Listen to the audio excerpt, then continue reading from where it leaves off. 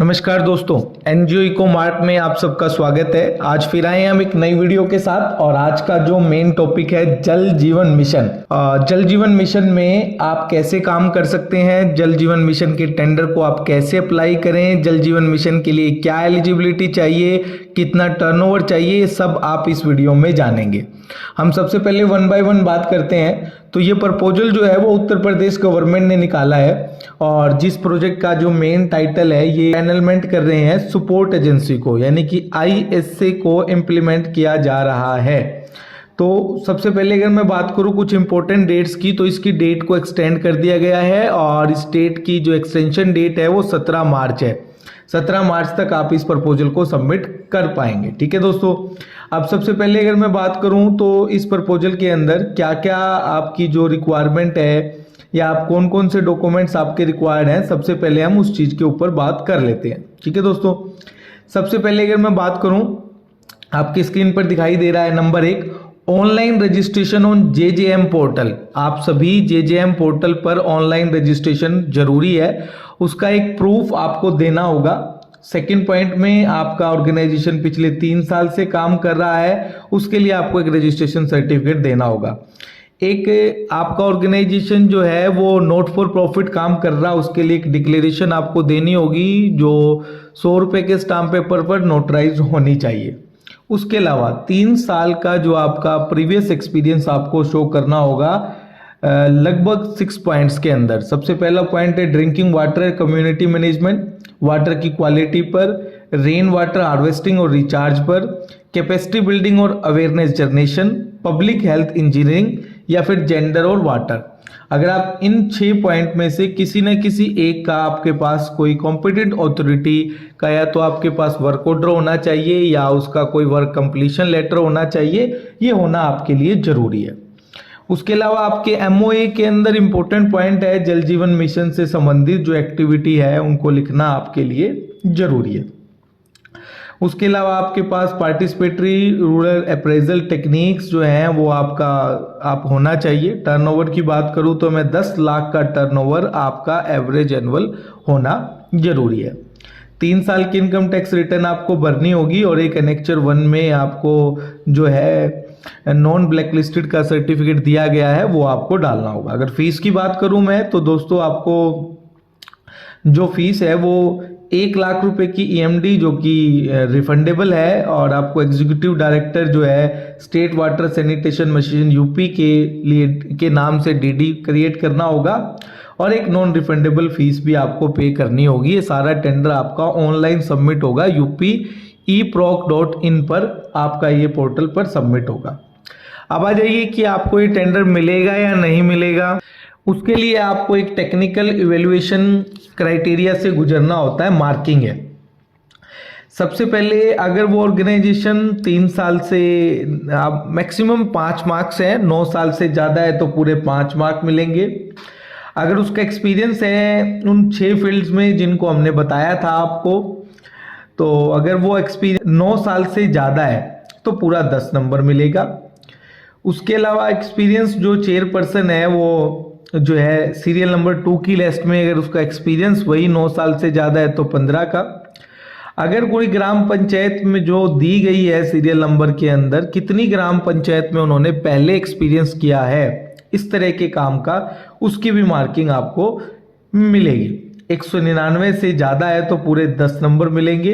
इसी तरह पीआरए में अगर आपका 9 साल से ज़्यादा का एक्सपीरियंस है तो फाइनेंशियल कैपेबिलिटी वैसे तो 10 लाख तक का आप एलिजिबल हैं, लेकिन अगर आप 1 करोड़ से ऊपर हैं तो पूरा आपको 30 नंबर मिलेंगे। इसी तरह मैन पावर में अगर आपके पास 5 लोग हैं टीम लीडर के रूप में तो आपको 2 नंबर मिलेंगे और 9 से ऊपर है तो पूरे 5। इसी तरह आईएससी एक्सपर्ट आपको चाहिए, अगर आईएससी एक्सपर्ट आपको 2 से ज़्यादा हैं तो पूरे 3 मिलेंगे। इसी तरह कैपेसिटी बिल्डिंग वाले, कोऑर्डिनेशन वाला और कम्युनिटी वर्कर में भी आपको मोर देन 100 से पूरे 6 नंबर मिलेंगे। ठीक है दोस्तों, उसके अलावा अगर मैं बात करूं आपको टोटल टेंडर की वैल्यू क्या है वो भी आप लोग एक बार जरूर जान लें।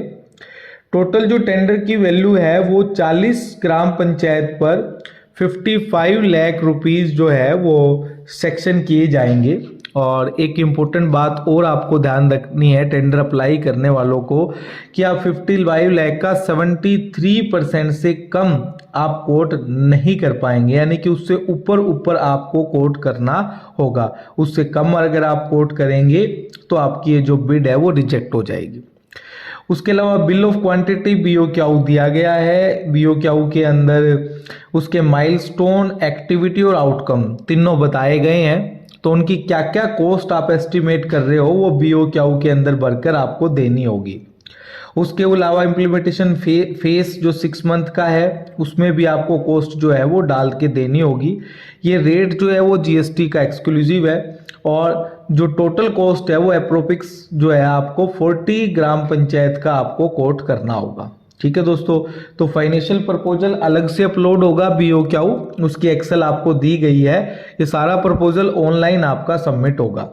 अब आ जाइए कौन कौन से डॉक्यूमेंट्स आपको सबमिट करने हैं। सबसे पहले अगर मैं बात करूं तो एक प्रपोजल जो है कवर लेटर दिया गया है जो आपकी स्क्रीन पर दिखाई दे रहा है। पेज नंबर 33 जो है इस आरएफपी का होगा, ये आपको कवर पेज आपका सबमिट करना होगा।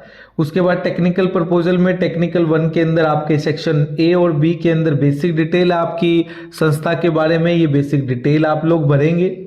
उसके अलावा जो इम्पोर्टेंट पॉइंट है एक एनेक्चर 1 जो दिया गया आपकी स्क्रीन पर दिखाई दे रहा है पेज नंबर 38 पर, ये एक डिक्लेरेशन है जो 100 रुपीज़ की एफिडेविट पर आपको देनी होगी नोटराइज करा के।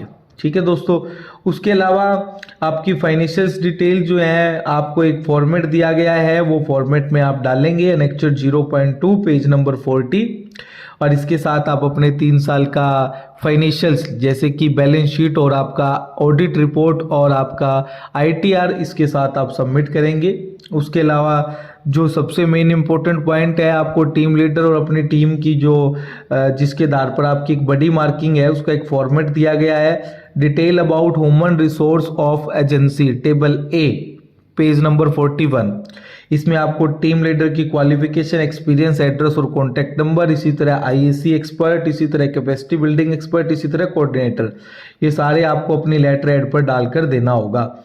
टेबल 2 के अंदर आपके जो कम्युनिटी वर्कर्स हैं, जो आपके एनजीओ के सदस्य हैं या कम्युनिटी वर्कर हैं, वो कितने हैं आपको पता है। 100 से ज़्यादा पर आपको जो है ये टेंडर में पूरे नंबर मिलेंगे, तो इसका भी पेज नंबर जो है 43 पर आपको दिया गया है। ठीक है दोस्तों, अब हम आपको ले चलते हैं इस टेंडर को आप कैसे ढूंढ सकते हैं, कैसे आप सबमिट कर सकते हैं। तो सबसे पहले आपको यूपी की ई-प्रोक की वेबसाइट पर जाना है, etender.up.nic.in ये लिंक है। इस पे आप आपके लेफ्ट में जो मेन्यू दिख रहा है टेंडर बाय ऑर्गेनाइजेशन पर क्लिक करेंगे। टेंडर बाय ऑर्गेनाइजेशन पर क्लिक करने के बाद आप इसमें ऑर्गेनाइजेशन की लिस्ट में 84 नंबर पर आप लोग जाएंगे और 84 नंबर पे आपका state and water sanitation mission में 3 टेंडर आपको दिखाई देंगे। आप यहाँ पर देख सकते हैं 3 टेंडर जल जीवन मिशन से संबंधित है। जो सपोर्ट एजेंसी वाला टेंडर है वो नंबर 3 है और नंबर 3 टेंडर को आप खोलेंगे तो इस पे आपको सारी डिटेल जो है वो दिखाई देंगी कि आपको एक 11,800 की जो है नॉन रिफंडेबल फीस और आपको 1 लाख रुपए की एमडी का डीडी आपको सबमिट करना होगा। ठीक है दोस्तों, तो इस प्रकार से आप इस टेंडर को आपके डिजिटल सिग्नेचर की मदद से इस टेंडर को सबमिट कर पाएंगे। ये शानदार टेंडर था आपका जल जीवन मिशन का। धन्यवाद।